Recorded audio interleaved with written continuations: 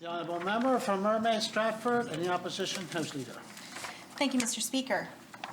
In the early 1800s, James Maitland, the 8th Earl of Lauderdale, wrote an inquiry into the nature and origin of public wealth, in which he introduced the concept that has become known as the Lauderdale paradox, which states there is an inverse correlation between public wealth and private wealth. An increase in one can only come at the cost of a decrease in the other. Maitland theorized that private riches chokes off public wealth. This is done to devalue the public wealth, to create scarcity. In 1971, the social theorist Murray Bookchin wrote, "A century ago, scarcity had to be endured. Today, it has to be enforced." The paradox has been used to evaluate public wealth such as water, housing, basic income, and even GDP. Often, private wealth and public wealth are put at odds with each other, creating artificial scarcity that generates pressures for competitive productivity. This happens when capitalism has thrown the balance off. If we are to abandon artificial scarcity as the motivating force of economic expansion and seek an economic environment of abundance, we'll need metrics that align progress with public wealth.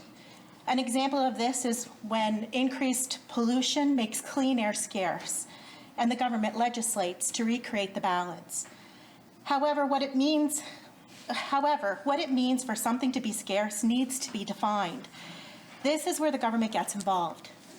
But when it comes to protecting public wealth, government shouldn't make it a unilateral decision. The public should also get a say. Land is a public wealth. The lands of PEI belong to the first peoples of this land.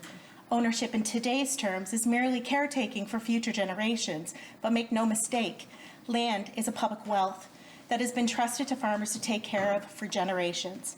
Arable land is scarce. Access to pricing confirms this. We know land purchase prices are steadily increasing, and last week, Farm Credit Canada reported that the rent-to-price ratio in PEI is twice the national average, so land is also expensive to lease.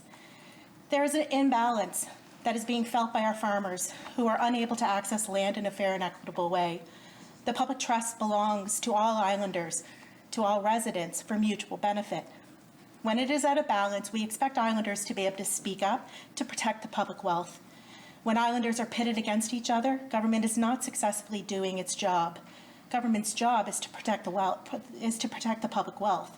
And if they don't step up and do that, all islanders will suffer. Thank you, Mr. Speaker.